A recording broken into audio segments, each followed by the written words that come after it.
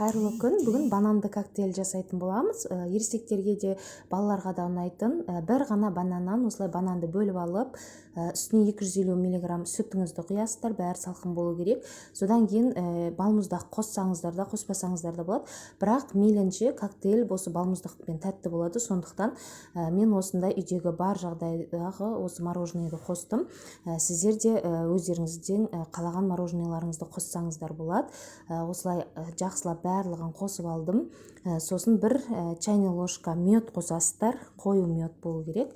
Осылай қосып, содан кейін Nestle какаосын қоссаңыздар болады. Енді мен Nestle болмағаннан кейін үйдегі рахатский какаодан бір чайный ложка қостым.